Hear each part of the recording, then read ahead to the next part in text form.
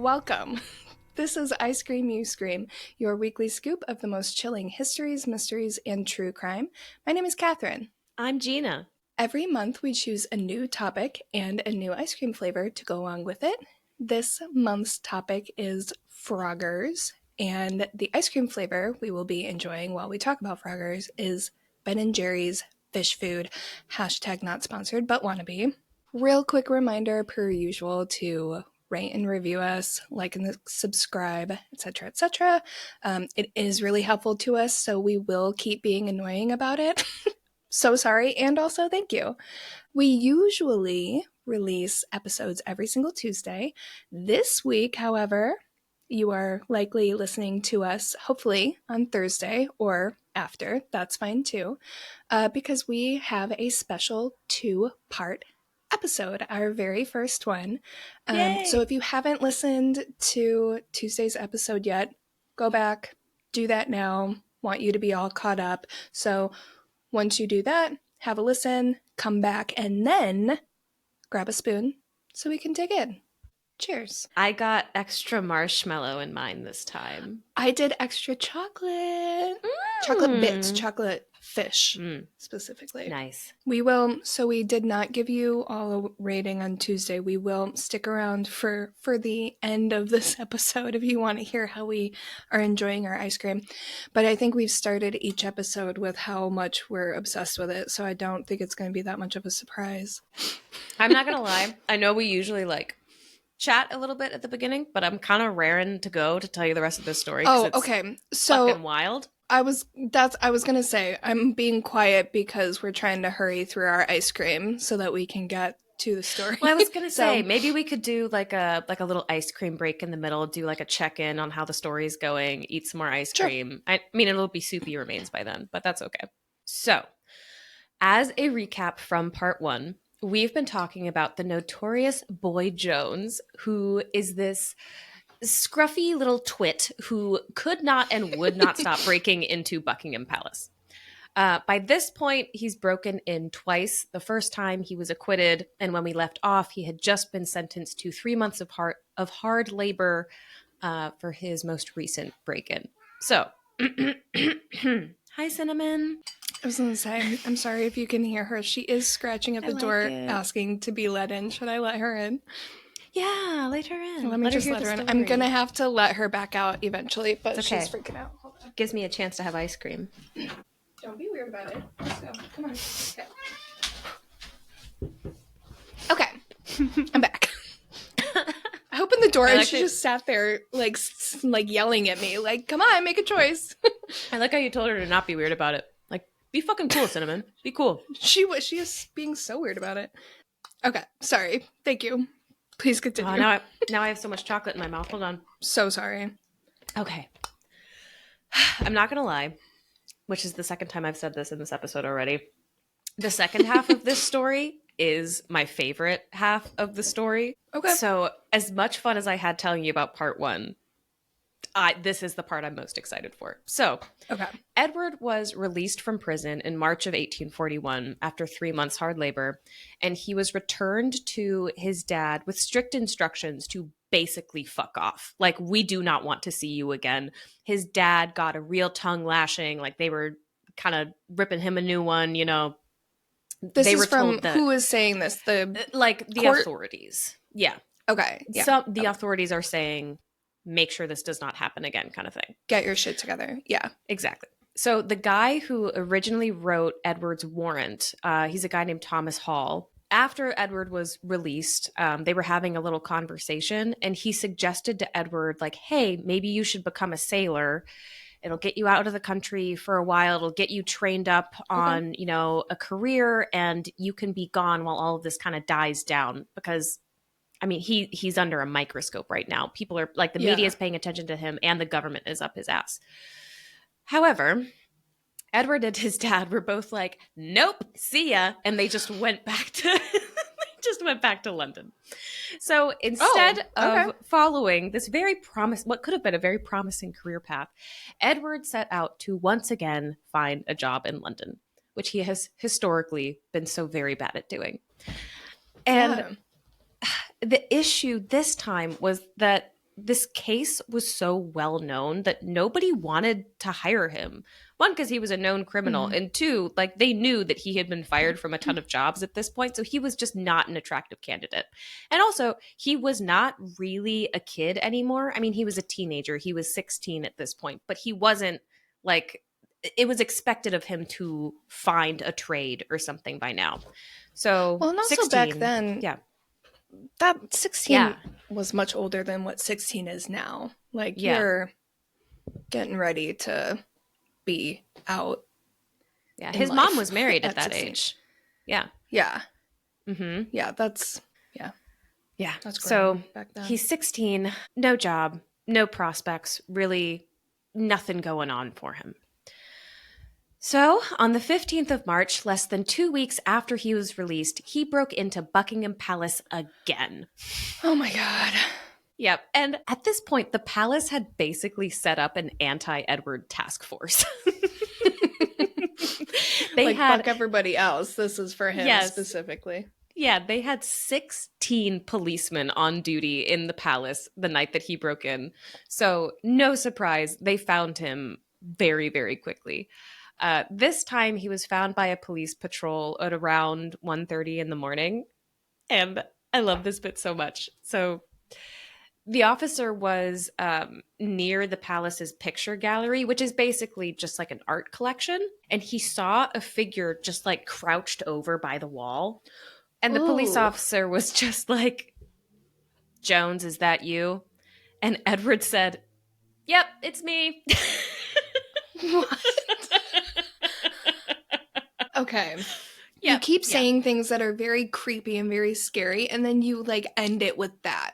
Like, That's what the hell? when I tell you this story has so many comedic Yeah. beats to it. It's This just is so so- funny. It's a cartoon. It sounds like I'm imagining an illustration of all of this. Or an And there animation, were. I should say. There were Yeah. so many cartoons bet. that Like comics I think and or whatever. I'm gonna Yeah. use one of them for like the graphics that we use because it's Smart. so funny. So he was arrested again, and he was brought back to the Privy Council that very day for questioning. Whoa. Yeah. Okay. And if the Privy Council was annoyed by this before, now they were pissed. They were not happy. No one else was allowed into the hearing, including Edward's own parents. And the only witness they called to testify was the policeman who had arrested Edward. They meant business. Yeah. So when they asked Edward what he had done in the palace this time, he said that he had found a room with a ton of jewels in it, and he had just like started playing with the jewels and like handling them and stuff. And that he had The also crown gone jewels? I don't know if they were the crown jewels, but Okay. they were I don't know where jewels those are of the kept. crown. Yes. Yeah. Okay. And he had also visited the library to read some of the books. And at one point, I don't know who of the Privy Council questioned it, but the Privy Council was basically like, you didn't go to the fucking library. There's no way. And Edward, in response, listed the books that he had read and the position they were on the shelves.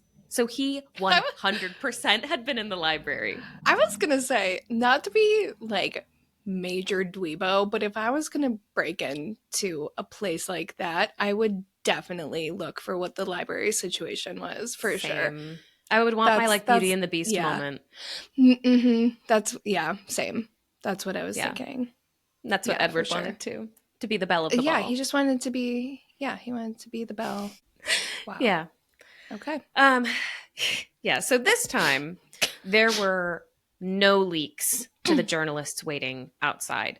They like the press knew that Edward had been arrested again, but nothing else. Again, this shit was locked down. The only statement they gave was that Jones had been sent back for another 3 months of hard labor. And those are all of the break-ins that we know definitely happened. Edward did confess that there was a fourth time, and they suspect that there were additional times that he broke in as well, but he basically never got caught. These were the only 3 times where they caught him doing it. So let's go back to the public reaction to all this, because again, this plays a very big role. So the book Queen Victoria's Stalker, or Queen Victoria and the Stalker, gives a really good description of Edward's fame at this point. So I'm going to use the comparisons that he uses in the book. So the first break-in made him like a B-list celebrity. The second Oh, okay. break-in Wow, was that's already like very high. already very high. Second break-in was A-list celebrity. Third break-in is media superstar. Everyone knows who this kid is. He is Wild. everywhere. And kind of alluded to this a little bit in the last episode. In lieu of any tangible information about what had happened this most recent time, the press started to just speculate and sensationalize. Some papers reported that after Edward's break-ins, the palace flea catchers had demanded a raise due to the increased workload. No. Yeah. What? Yeah, Did you which flee? Flee? Like flea, this flea, little flea? flea. Yeah. I want to caveat that with, though, there were a lot of satirical newspapers at the time. One of them was literally Okay. called the Satirist, and it could have been Okay. something that came from them. It might have just been a joke, but Still. still funny. Some papers also reported that Edward had turned down an offer of £20 from Madame Tussaud herself to turn him into a wax figurine and put it, because have you been to a Oh, Madame interesting. Tussauds thing? So, no, but I will not go down a rabbit hole, but I have her on my list of people I do want to do an episode about because I did not know her whole history, and she's bonkers. I did not realize that she was who she was, but I have never been to a wax museum because I am very scared of wax dummies. That's fair. Yeah.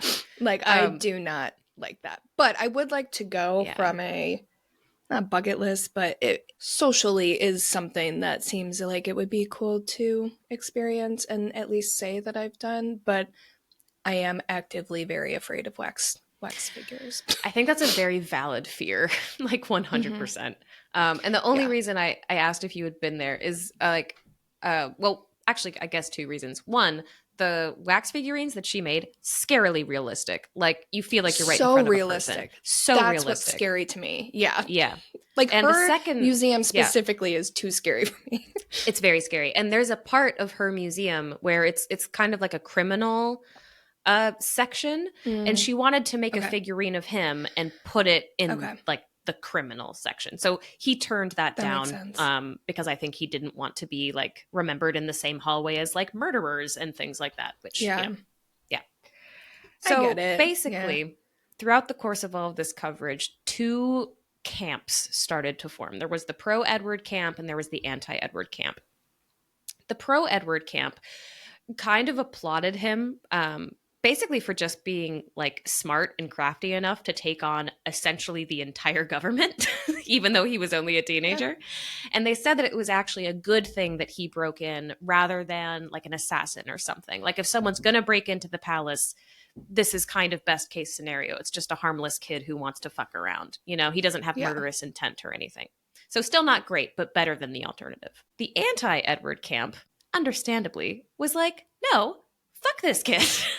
And fuck only giving him 3 months when he clearly is like super incapable of learning his lesson, right? And they basically started to call out the government for being so dysfunctional and bureaucratic as to let this happen not once, but 3 times. Not to mention, the piece about Edward not being given legal representation in front of the Privy Council was also brought up a lot as kind of a subversion of justice. They basically thought that it like wasn't fair the way that he had been treated. Even if he did something wrong, he has the right to, you know, a fair trial and stuff. After all of this, the palace installed iron bars on all of the lower level windows, which like took you long enough. Oh my God. I was gonna say, like, that's one of those things where, I mean, whatever. I have a lot of thoughts. It's like, that to me seems like something that should have been there anyway. Like, why was that not up beforehand? I don't know. Are they worried about, like, did it, like, money or? I think it genuinely like, was why because would they the not? way that the palace worked at the time. I was reading about it in this book, and just the way he was describing it, I was having trouble following like who was responsible for what. It was so bureaucratic down to the point where there's an anecdote about Queen Victoria asking someone, like a member of staff, to light a fire for her, and he told the Queen, I can't do that. I'm only allowed to lay the fireplace. Somebody else has to come in and light it. Like, that's not my jurisdiction. Oh, That okay. was the level of like red tape and hoops that people had to jump through to get a fire lit, let alone So put bars on a yeah, window, you know? they didn't have a window bar guy yet. No, they did not. The royal Okay. barsman. That'd be a sick role. Yeah. For some reason, I can very much see you doing that. I would You love just to be in showing charge up of with your bag of bars. Yeah. You got a window? like Sure. Santa Claus. But like Santa Claus, like kind of sketchy cousin. I'm the bar guy. You got a window? You need some bars? Hey, I heard you needed a bar. You know, that's like a portal to the outside, right? It's dangerous. You gotta put some bars on. I heard you were visited by Jonesy. They did actually, one of the nicknames that they gave Edward was In I Go Jones, because he kept being like, oh, there's the palace, in I go. In I go. Okay, that's Mhm. good. No, that's objectively good. Yeah. It's a good nickname. No notes. Yeah. Yeah. In I go Jones. That's good. So, remember earlier how I said that people were paying to visit Edward and like had a huge interest in him? Mhm. This didn't stop while he was in prison. I think the payments stopped. Like, I don't think whoever was in charge, the prison warden or whatever, could like accept money to visit a prisoner. But Charles Okay. Dickens did visit Edward in prison. What? Yes, he did. Mr. Dickens? Uh-huh. Okay. And unfortunately, he didn't leave a written account of his interactions with Edward, but he did like mention the boy Jones in a few of his works later on. But it wasn't like Fenimore Cooper, where it was like, oh, what a horrible little kid. You know, nothing like that. Huh. Dickens was just curious, I think. Yeah. Okay. And also he had a whole thing about writing about like class structure and things like that. So I think part of it was a little bit like poverty tourism kind of, but I was going to say, when you were describing him in the last episode and you were talking about him covered in soot and all that stuff, I very much was imagining a Dickens character. Like an Oliver Twist. You know, yes. Or like a little... Honestly, I was imagining the Muppets. What's the Christmas one? Like, I love that's the world I was imagining. Yeah, a little Muppet. I love that Muppet so man much. breaking into the palace or whatever. I would absolutely watch the Boy Jones, the Muppet version. Oh, for sure. I can't... The more I hear about the story, I can't believe this isn't... I'm sure you'll talk about this, but I can't believe I haven't seen media directly about this. We will. I can't believe I've never heard of later. This story. Yeah. I can't believe I haven't heard it. This sounds very... Yeah. Like, this should be a Muppet movie. And it's so well documented, too, because, like, the press were so nuts over it. It's like, there's so much... Like, I had to cut things out to make this only 2 episodes. That's how much detail you can find. It's wild. Okay, so, back to the story. Edward was released as planned on the 14th of June, 1841. By this point, he was 17. He's still a teenager. Okay. And when he got out, he was miserable. He was not in a good place. The labor he was doing was awful. We talked about it last time. It's like that big staircase, stairmaster thing. And they said that he had basically been reduced to, like, he had been starved. He was skeletal looking because they had been underfeeding him. He was still getting people who were paying his dad to visit him once he was out, but he didn't really engage with it anymore. He just kind of sat there and he was really sullen. He didn't give any fun anecdotes anymore, no quips, nothing. And not to mention, the police were on his ass by this point. His movements were monitored as much as they could be, and anytime he went anywhere close to the palace, it was reported and people knew about it. Like, he couldn't breathe without somebody writing to somebody else about it. Despite the level of infamy and notoriety here, he did continue to get offers for public appearances. He got another theatrical offer, actually, which I think it's interesting that happened twice. This time it was a playwright. And the playwright came to visit Edward and his family. And the playwright said that he wanted Edward to appear in a play that he was writing. And by this point, Edward's parents were so desperate that they just agreed. They were like, yes, great, get him to make us some money, make him do something with his life. But Edward said, if my mother and father force me on the stage, I will insult the audience. The stage is not sufficiently respectable for me. And he said, I think I can do Jonesy. better. So Okay. then the theater manager was like, okay, what do you want to do then? Like what? And Edward stood up and grandly gestured to one of his shitty, damp little cardboard houses and was like, I'm going to become an architect. Dream Which, like, big, it's little great to buddy. have dreams, but the Yeah. image of that happening is so fucking funny in my head, you know? It's great to have dreams. Also, know your strengths and what it takes to achieve those dreams. Yeah. Uh, so the playwright leaves, obviously. There's no getting through to this Yeah. kid. And Edward's chances of getting a job return to basically zero. So around this time, the family's landlord, a man called Mr. James, had kind of this miraculous change in personality. In the past, he had been kind of a dick, like typical landlord stuff. But Yeah. suddenly, he started acting like he was the family's best friend. He would do anything to help them. And he basically committed himself to helping Edward find a job. And they weren't like in a position to refuse. So they were like, great, cool. Any help you can give, we'll accept it. One specific day, Mr. James came to their house with another man who was named Mr. Evans. And Evans told the family that he was a shipping agent, so he was basically like a shipping broker kind of guy, and he could get Edward a job on board a ship. He told them about a boat called the Diamond, which would accept Edward as like a new crew member or whatever. He did manage to persuade Edward and his dad that this was a good idea, even though they had been against him becoming a sailor the first time an offer like that had come up. By this point, they were just so desperate. I think they would have taken anything. Edward and his dad accompanied Mr. James and Mr. Evans to Blackwall, where the Diamond was docked. And that was really close to where they lived. It was only like about 5 or 6 miles from their house. So it wasn't like they had to go cross country or anything like that. So they set out. Evans, the shipping agent, James, the landlord, Edward, and Dad. Seems great, right?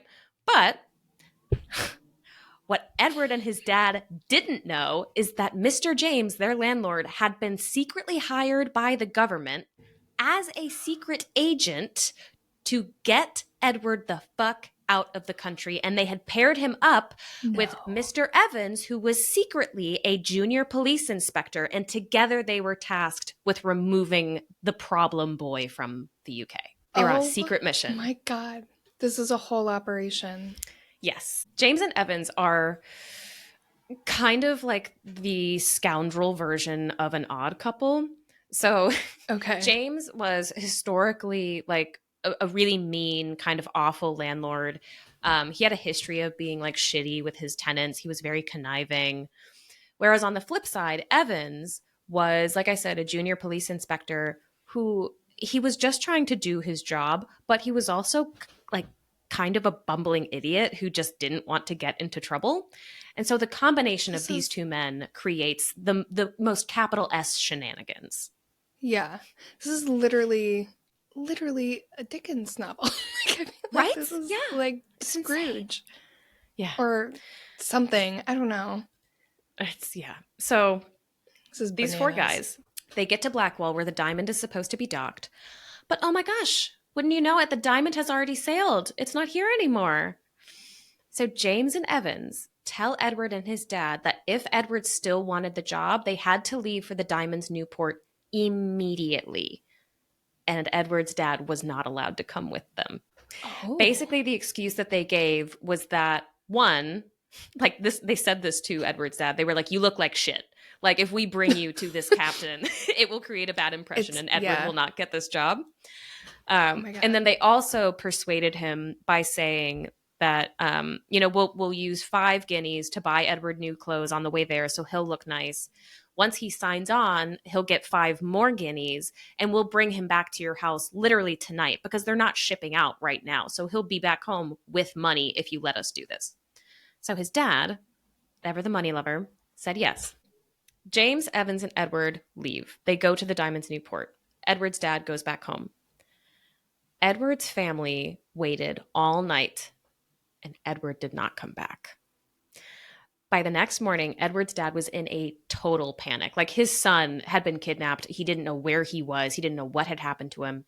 So he goes to Mr. James's office, and he's told that Mr. James is not around and he won't be back for at least a few days. So, okay, weird. He goes to the shipping office and asks about the diamond, but the clerk said that the boat had already set sail and was on its way to Ireland, contrary to what he had been told, that the diamond wasn't setting sail yet.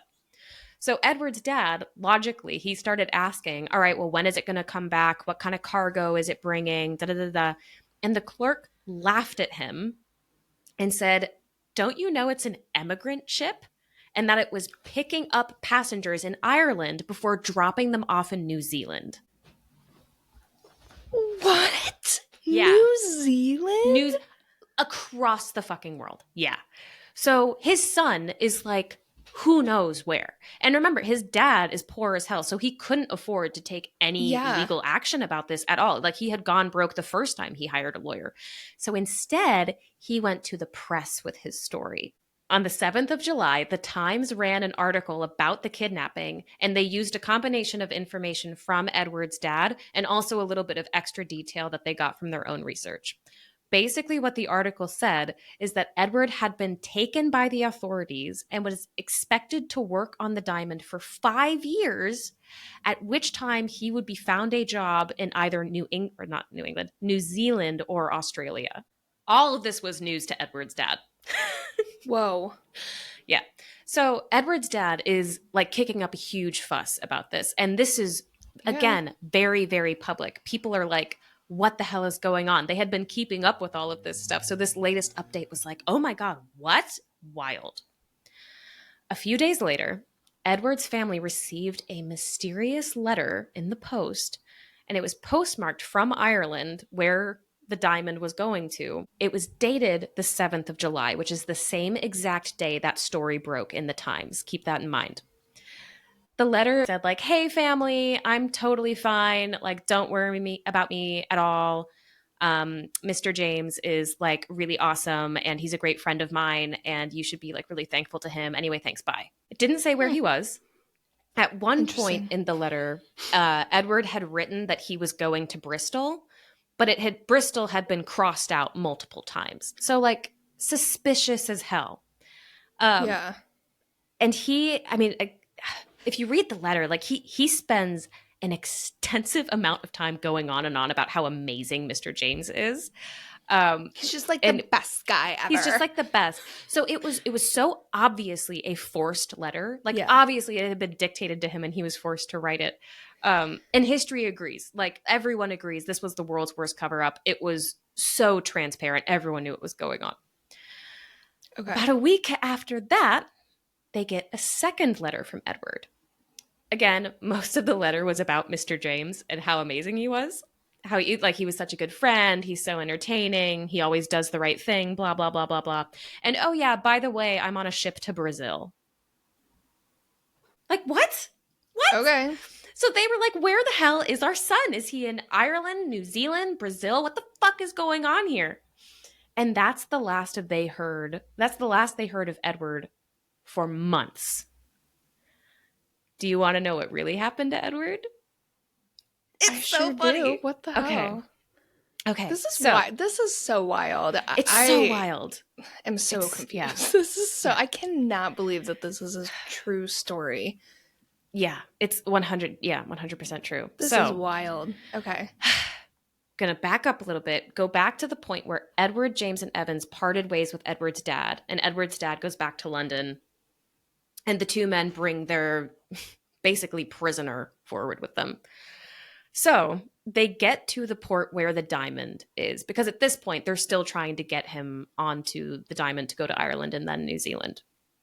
The captain of the Diamond recognized Edward and straight up refused to have him on the ship. Literally started screaming at Mr. James and Mr. Evans, being like, there is no way I'm taking this kid. I know who this is. He's not getting on my boat. And Oh James my and God. Evans, who are both kind of, they come across as like they shy away from conflict. They all bark and no bite, basically. And so when like this Yeah. big burly Okay. sailor's yelling at them, they kind of scamper away and they take Edward with them. Oh my So God. the ship leaves for Ireland to pick up its passengers, and Edward is not on it.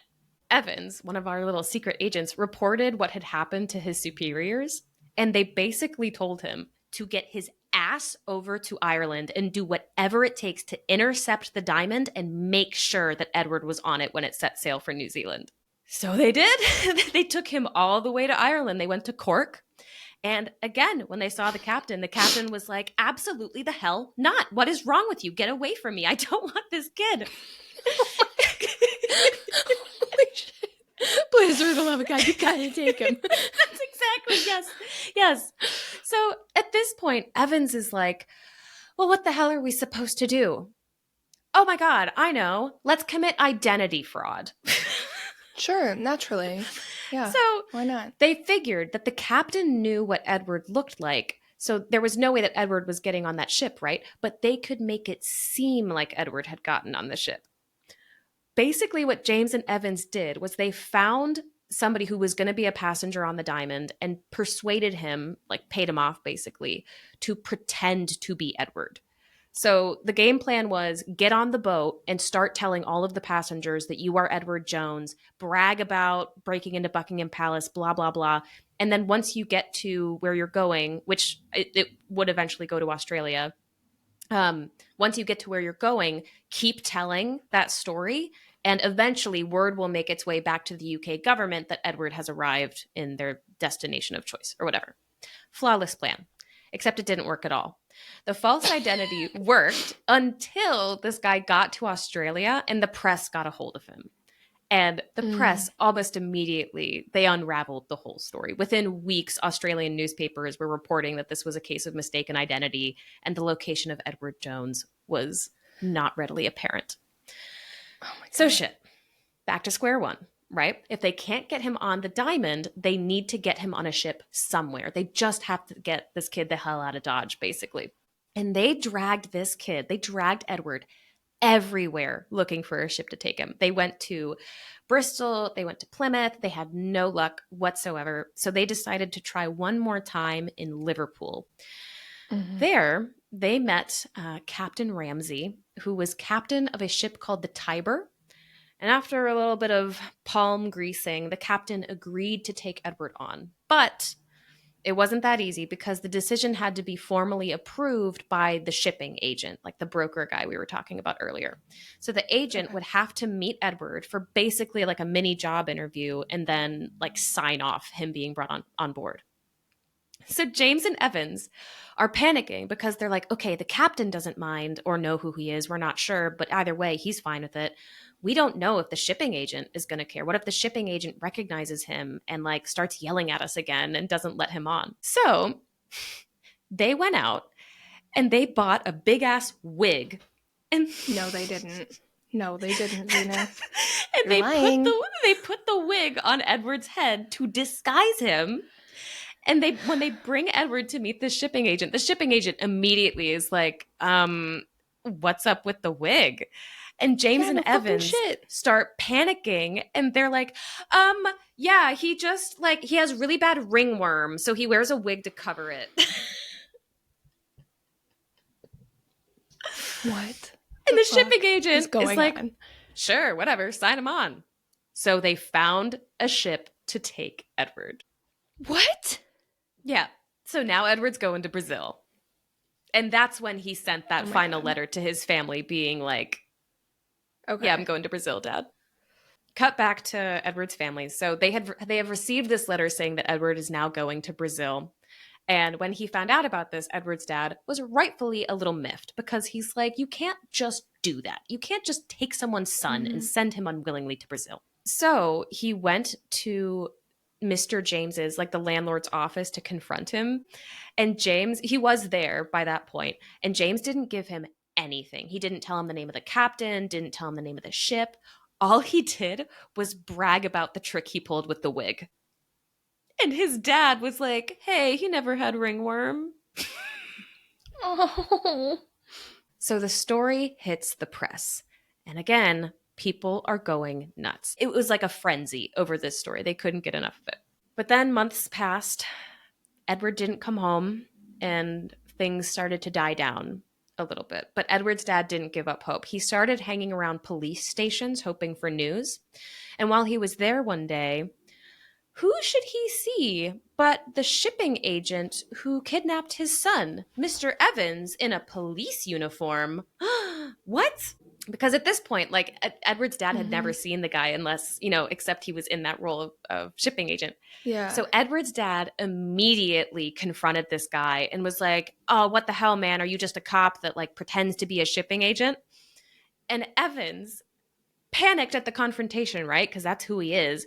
And he was like, yeah, no, I actually, like, moonlight as a shipping agent, or, like, I used to. Please don't be mad at me. Mm-hmm. Cool. Edward's dad didn't buy a fucking word of it. He demanded that they go immediately to the magistrate to figure, like, where's the justice in this? What are we going to do about this? But Evans told Edward's dad that the magistrate had no jurisdiction here, essentially confirming that this was a conspiracy operating outside the law to Shanghai this kid. Like, I'm genuinely speechless. I'm, like, having such a hard I'm not having a hard time following. You're telling this story beautifully. I'm having a hard time, like, I cannot believe this is a true story. I know I've said that so many times, and I believe you that it is, but it just sounds so... This ridiculous. Is bonkers. It's absolutely bonkers. And, like, the part that gets me the most about this story is, like, wildly hilarious and ridiculous things happen every time they are given the opportunity to happen. There is never a missed opportunity to mess something up or to do something in a way that I find very funny. So finally, in late November, Edward's dad got another letter from Edward that he had come back from Brazil and that he was now in Liverpool. He barely had any money from his time on board. I think it was 5 months that he had spent on the ship, but they had only paid him like a couple of shillings. So he couldn't really afford a way to get home, and his parents couldn't afford to get him a carriage. So he literally walked from Liverpool to London, which is 210 miles or 340 kilometers. Mm-hmm. Yeah. What the hell? He slept in barns and outhouses, and after he ran out of money, he wound up eating raw turnips, which sucks. Yes. Okay. He wound up... treat. No, not what I would choose. I prefer, like, a kid's cuisine. So he winds up getting back to London on the 18th of December and just kind of, like, goes back to his family and, I don't know, enjoys not having to walk everywhere all the time. Within a month, in early January 1842, Edward's dad hooked him up with a job working at a cigar lounge, and everything was fine. Whatever. Edward was just, like, happy he didn't have to be on that ship anymore because they weren't super nice to him. It was kind of a shitty experience. But after a few weeks, Edward noticed that there were some suspicious men watching him, which wouldn't be, like, crazy. We already know his movements are monitored, and it makes sense that they want to keep him from going back to the palace. But these were guys who were dressed in Royal Navy uniforms, and that was weird. They would come into the cigar lounge, sit down, and just, like, stare and smile at Edward, which is unsettling. Yeah. So on the 4th of February, Edward was on his way into work when he again saw one of the Royal Navy guys just hanging around and watching him. He asked his boss if he could go home. His boss said yes, and so Edward did. He went home, he changed his shirt, and then he left again around 10 or 11 a.m., and then he disappeared. His father immediately, his father reported Edward's disappearance, And something that is funny is like as soon as his father reported that Edward was gone, they immediately went to the palace and were like, check everything, Yeah. check every room, try and find this kid.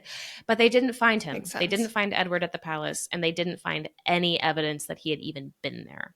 Hmm. 2 days after Edward disappeared, his dad received a letter from a ship captain saying that his son, Edward, had asked the captain to tell his dad that he was on a ship to America. And the letter had a specific line that said that Edward wishes you to remember him to his old and faithful friend, Mr. James. Basically, like a tell Mr. James I say hello kind of thing. So Yeah. James probably arranged this whole thing on the orders of the government because they were still dealing with a media shitstorm and they were like, fuck it, kidnap him again. Like, get him out again. Same as before. Yeah. Yeah. So soon after that, Edward's boss, the guy who like owned the cigar lounge, received a letter from Edward as well. And this time, what that letter said was basically, I can't come into work anymore because I've joined the Navy and I'm going to be gone for 4 years. And again, this letter had a lot of talk about how amazing Mr. James was. But there was another suspicious thing about this letter. Edward had signed this letter as from Edwin Jones. Not Edward, Edwin. So whoever was dictating this to him, probably Mr. James, got it wrong because he was an idiot, or Edward was trying to signal that there was something wrong, and so he intentionally put the wrong name in there, kind of thing. So the Royal Navy kind of kidnapped a child, basically. And basically, like, everyone kind of agreed that Edward had been forced to do this. The Times reported on it. Like basically, even though Edward's family can't afford any legal action here, we all know what really happened. And the purpose of the letter to his employer was for Edward to put in writing that he had consensually joined the Navy. Because if they had that in writing, then the government was not obliged to investigate a disappearance because it was, yeah, he did it of his own free will. So they washed their hands of it, basically. And once Edward was in the Navy, they weren't going to let him go. So the ship he was on did wind up returning to port after about 8 months. They did go to America. And while he was gone, Edward had been on like his best possible behavior while on board. I think he had even gotten a few promotions along the way. So when he got home, he was given shore leave. So basically, like, he can leave the ship and go have some freedom on land type of deal.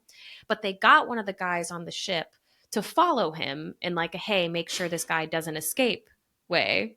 And Edward, being Edward Jones, managed to escape. What he pulled the old, hey man, I'm just gonna duck into that shop real quick. Do you mind waiting out here for me? And the guy was like, yeah, no problem. So Edward goes in, goes to the clerk or the attendant, and is like, hey, do you have a back door? And the guy was like, yeah. And he was like, sweet, booked it out of there. And he was still in his uniform. So he found this guy that was wearing a coat, and he was like, hey, if I give you like my like Navy outfit, can I have your coat? And he was like, yeah. Edward's like, great. So he has his disguise. He's escaped from the military, and he once again starts to walk back to London. This time it wasn't as far. It was 74 miles, so 120 kilometers, but still far. Okay. I was going to say, my God. Still very far. That's a long time. I know. So when the captain of his ship found out, he immediately alerted the authorities, and security at the palace was increased, and they all started looking for Edward. They didn't wind up finding him at the palace. They found him at his parents' house, which is like worst hiding place ever. When they took him back to the police station this time, because they had to like figure out what to do with him, he just chilled, reading a newspaper and making like sarcastic remarks at people. He was just vibing. Sure. So again, Prescott. Great. Yeah. I'm so glad you're enjoying it because I'm loving it. Like, this is blowing my mind.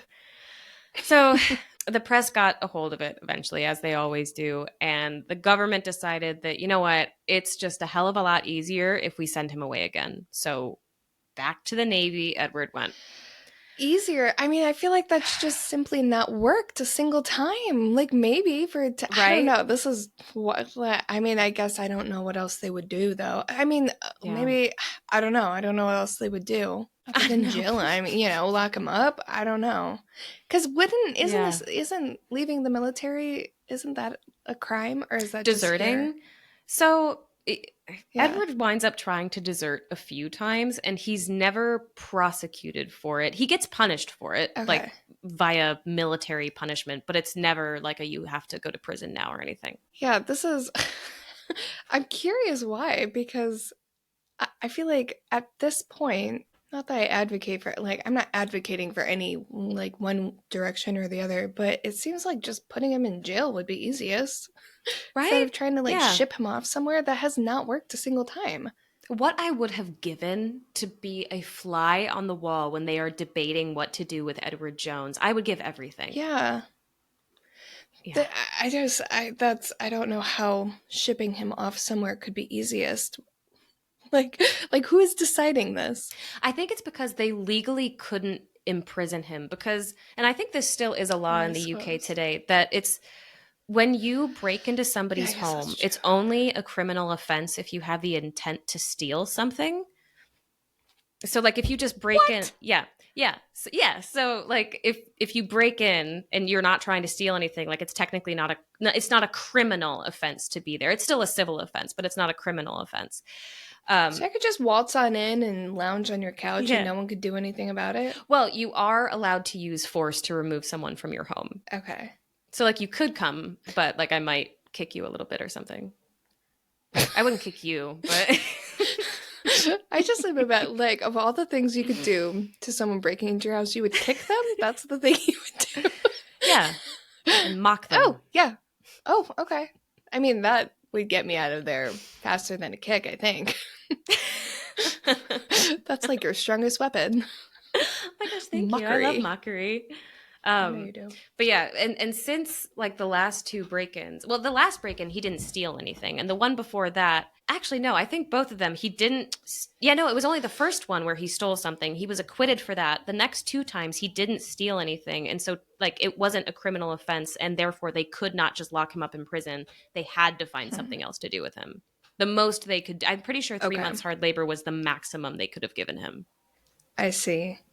Probably should have said So that they earlier. chose to just kidnap him instead. Yes, yes. So instead, they Okay. launched a government wide conspiracy against a 16-year-old. Yeah. Yeah. This is what I said at the beginning, where it's like the government Yeah. basically declares war on a boy, you know?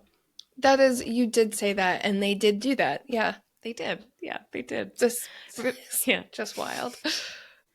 They decide to send him back to the Royal Navy, right? And from there, we don't really know a whole lot about Edward's career in the Navy.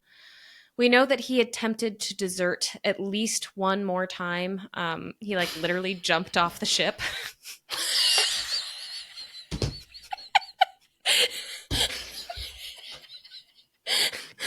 What the fuck?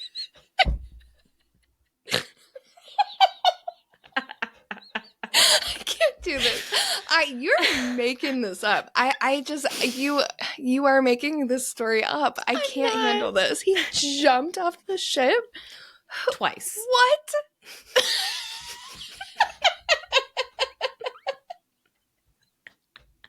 So he jumped off the ship. Oh my The, god. the one time that he jumped off the ship, they were like off the coast of Greece. And so he jumped off the ship and swam to shore and tried to like escape in Athens, but they caught him like immediately and they brought him back. Yeah. And the other time he jumped Oh off my the god. ship, we actually don't know if he jumped off for the second one. He Okay. said he fell off. Don't He know if he fucking actually jumped. fell off. He But did. when he jumped or fell off, I don't think they were actually near land at this point because they had to like send out a little life preserver thing. And the life preserver thing, from my understanding of it, it had a mechanism on it that like a little fire would light on it so that the person in the water would be able to tell where the life raft thingy was. Huh, that's smart. And the sailors at the time suspected that Edward had jumped off the ship because he wanted to see how the fire worked and just wanted to like see it. Gina, who is this man? He's just a little weirdo. What the fuck? He's Yeah. so weird. So weird. Yeah. Oh my god. Oh my god. I can't handle this anymore. Like I said earlier, every bit of this story, beginning to end, is just wacky. Okay, so in October of 1847, Edward's dad petitioned to have his son returned home, basically, or to like allow his son to return home. And the naval authorities did allow this, and Edward was given free passage back to London, and he arrived in January 1848. So by this point, he was 23. He was like officially a Okay. man, depending on how you look at 23-year-olds. I Anyway, mean, that's the thing, though. I mean, I feel like in 1843, he was probably considered a man at the beginning of all this, like, yeah. just based on how the world was back then. Hmm. Nowadays, it's like, uh, I don't know. Things are different Yeah. now. Yeah. But back then, I mean, a 14, 15, 16-year-old was, like, starting to, like, get ready to be the man of the house, you know? Yeah. Yeah. Especially the oldest son. Yeah. Right, 100%. right. Yeah. Yeah. So about a year and a half after Edward returned home, reports started coming in about burglaries in Kent, which is like a county that's close to London. And the Mhm. reports said that whoever did it had been dressed in a sailor's uniform. They found the guy who did it, and he said his name was John Frost. He was tried, sentenced, or he was tried and sentenced under that name. He was given transportation to Australia because this was back when they were like, if you're a prisoner, we're just going to send you to Australia. And he was meant to go there for 10 Sure. years. While they were awaiting departure in prison, John Frost was recognized as Edward Jones. So now this kid is back in prison again, and this time he's going to Australia. So he was moved to a prison ship, and when he turned 28, he was finally taken to a penal colony in Western Australia, and he was basically put on parole over there because, again, like he had been on his best behavior. But a Mhm. few years later, Was he, yeah, sorry. real quick question, was he in prison that whole time? Like, in prison Yeah. So when in, he was in prison for 3 years before they started going to okay, Australia. And then it took them a little okay. while to get there. Um, Hmm. I can't remember exactly how long it took, but yeah, basically he was in prison That's, for I three mean, years and yeah, then they left for Australia on kind the of thing. prison ship for, and then, Yeah. okay, okay, that makes sense. Yeah. So he's in Australia on parole. And a few years later, he decided to just go straight back to England, where he started breaking into people's houses again. What the hell? Same old story. He was arrested by the police, tried, found guilty, and sentenced to 6 months of hard labor this time. Oh, Now, from here wow. on You're out, yeah. really going to tell him this Wow. time. Right. Yeah. I'm sure he's going to learn his lesson. So, from here on Yeah. out, we don't quite know what happened to Edward. There's a lot of rumors, a lot of things we think we know, but nothing is for sure. We think that after he was released, he went back to Australia. One of his brothers was a civil servant there, so it kind of made sense for him to go and get the hell out of Dodge again because this country did not want him here. There are Hmm. some reports that he wound up becoming a town crier in Perth. Okay, random. A journalist from the Yeah. time, a guy named Henry Lucy, said that he received a letter from one of his readers about Edward Jones, the town crier, and it said, when he went forth, bell in hand, to perform his important functions, the naughty boys of Perth were accustomed to gather around him and make pointed inquiries as to the approaches to Buckingham Palace, the health of the Queen, and the appearance of the baby who is today Dowager Empress of Germany. The man Jones, angered beyond self-restraint, occasionally made dashes at the enemy, committing assaults which made his appearance in the police court familiar. So this was not the last time that Edward had like a run-in with the law. Oh, my God. Yeah. Wow. Yeah. And so it just kind of seems like he lived out his days yelling at people in Australia. At some point, he died. Not super sure when. There's kind of a Huh. rumor, I guess you could call it, that on the day after Christmas in 1893, when Edward was 69, which also LOL, he drunkenly fell asleep on a bridge and rolled off of it. And then he hit Ugh. his head and died. And the final piece of this hilarious puzzle is that in 2005, the East Gippsland Historical Society erected a plaque, like a memorial plaque to Edward Jones, but it commemorates him for breaking into Windsor Castle, not Buckingham Palace. What? Yeah, yeah, yeah. So, What the hell is this story? Who are these absolute, like, caricatures of real humans I know. that are operating in the story? Mm-hmm. What? I wish I could tell you, man. I wish I could tell you. Okay, so the last piece of this, I think we need to talk about the legacy of Edward Jones for a little bit because I felt the same way. Like, how did I not know about what is now my favorite person to have ever existed ever? How did I not know about this? Um, like we talked about a lot, this was extensively covered in the press. There were songs, there were ballads, there were poems, there were cartoons. There were, I think they were like sea shanties, like sailors had songs that they would sing about Yeah. the boy Jones. It was all over the place. He's been used for as the basis for a few fictional characters, and because of how closely connected he was to Queen Victoria, he is mentioned in several history books, but it's usually like kind of like footnotey, unless it's something like the book Queen Victoria and the Stalker, which does like a deep dive into all of this. But Yeah. it also, the boy Jones entered into contemporary slang or slang at the time. So basically, when something unexpected would happen, they would say, like, ah, it's that boy Jones again. Like they would just blame everything on the boy Jones. Oh. Over time, it Interesting. changed. Yeah, it is interesting. And over time, it changed to just be boy Jones. And that became shorthand for like describing an informant or like a rat. I don't know why, because I don't know that he ever ratted on anybody, but I guess like equivalent of calling someone a shithead. Yeah. Or Yeah. like there's definitely like a sneakiness Yeah. Yeah. Maybe that's why. connotation or whatever, something like that maybe. Yeah. Okay, that's interesting. That said, though, there are, despite the fact that this is so well documented, there are some aspects of it that are still contested by historians. Vast majority of people agree that Edward Jones broke into the palace those 3 times on his own. Some think that the break-ins weren't just Edward. They think that there were a few other kids who broke in as well, and basically Edward like took the rap for it, or they blamed it on him. Regardless, in 2023, the Guinness Book of World Records released an article awarding Edward the title of the first ever celebrity stalker. Okay. Uh-huh. And that's the story of the boy Jones. Well, fuck.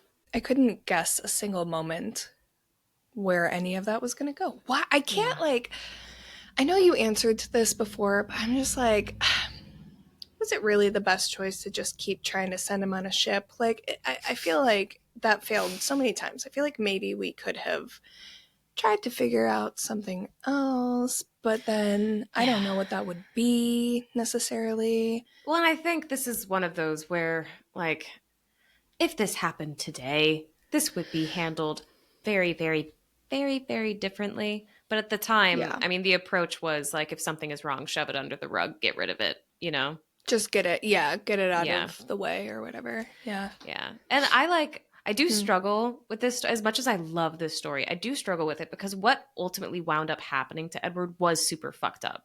Like Oh, yeah, they destroyed 100%. his life, and that's not okay. And I'm not taking joy in that.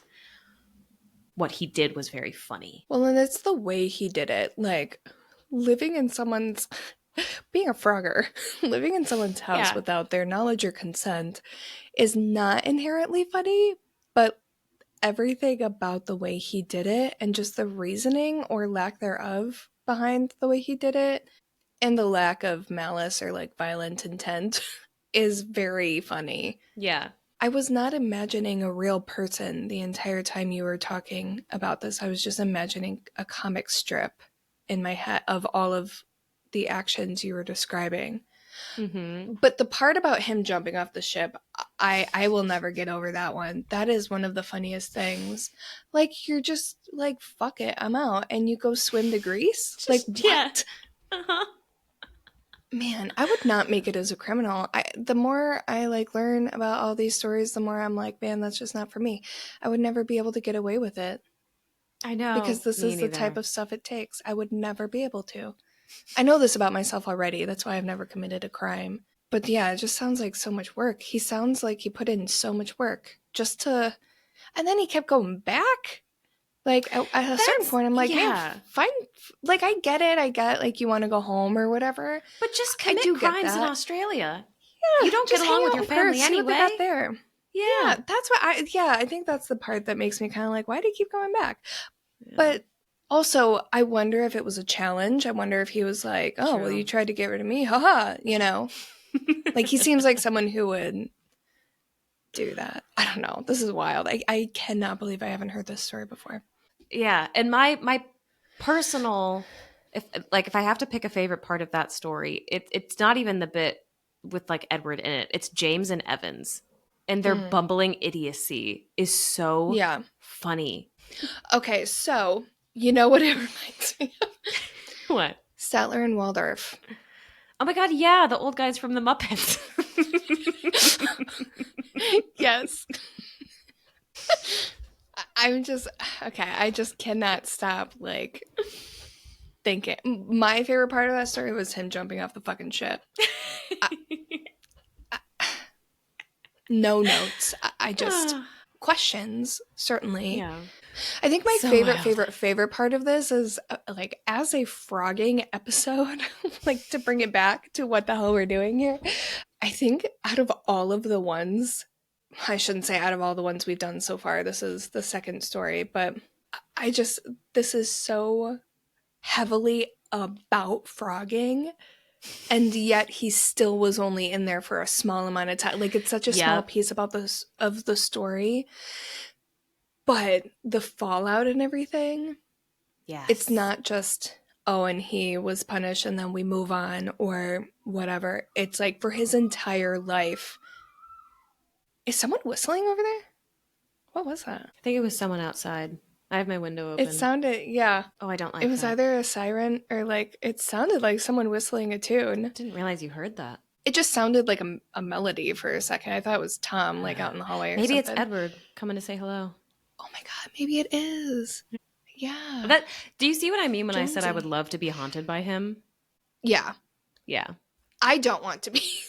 I would love but to. But it's very on brand for you. Yeah. I would love to have a mischievous little grubby cretin in my house. Yeah, you're definitely like kind of a gnomey type person. Like he's reminding me of a gnome.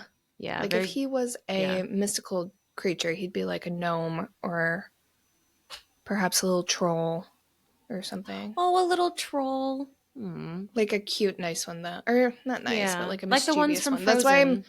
That's why I'm kind of leaning towards gnome, because I feel like gnomes are very violent, but in a cute way, you know? Yeah.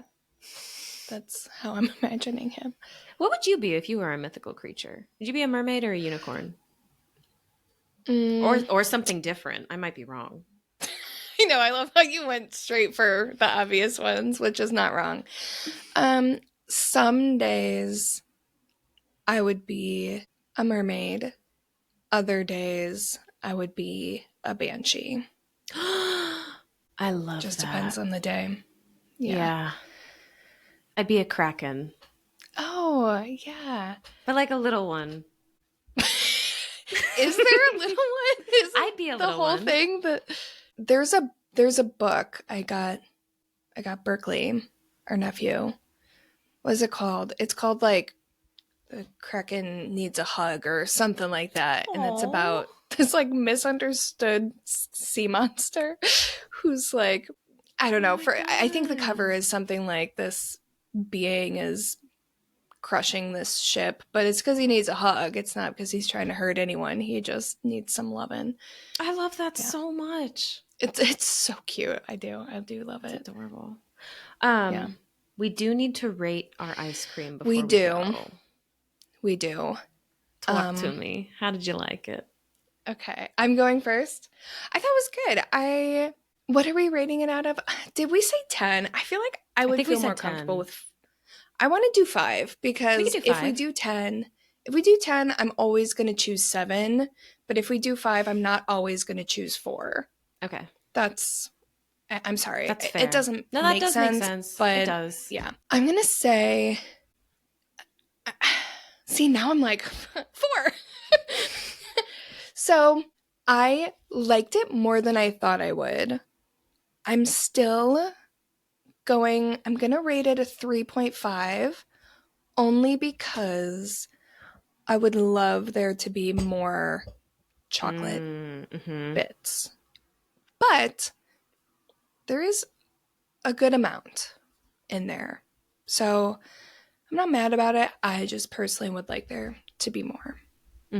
Yep. Yeah. I think that's fair. But it was good. But it's good. I will say, because of the marshmallow, I was expecting to not like it as much. So that is a nice surprise. Did you like it more or less than the strawberry you had last month? Actual physical taste, excluding the nostalgia aspect that I mentioned last month, I liked it more. Okay. Nice. Good. But I Upward know it's trajectory. confusing because I gave strawberry 7 and this one a 3.5, which by scale I think is less, but I'm trying to get more comfortable being honest with my feedback. And What? not Okay, how about this? What would you have given strawberry on a scale of 5? Probably 3. Yeah. 3. Okay. 3. Yeah, there we go. Yeah. Yeah, that's fair. Yeah, that's a good question. Thank you. Yeah, I would have given it a 3. Okay, cool. I think I'm going to give it a 4. I really enjoyed it. Yeah. I love Phish food. It is very chocolate heavy though, and I will eat chocolate these days. I'm fine with it, but I wouldn't mind if there was either like increase the marshmallow by 30% or throw a few like cookies in there or something, or like vanilla ice cream. It would go from 3.5 to 4 for me if the chocolate was a chocolate vanilla swirl. Yes. I do love chocolate, but I don't love just I don't love a chocolate ice cream as a base. I love a different flavor ice cream with bits of chocolate in it. So if we just had the Phish bits, chocolate Phish bits in there with a different type of ice cream, I think I would like it a lot more.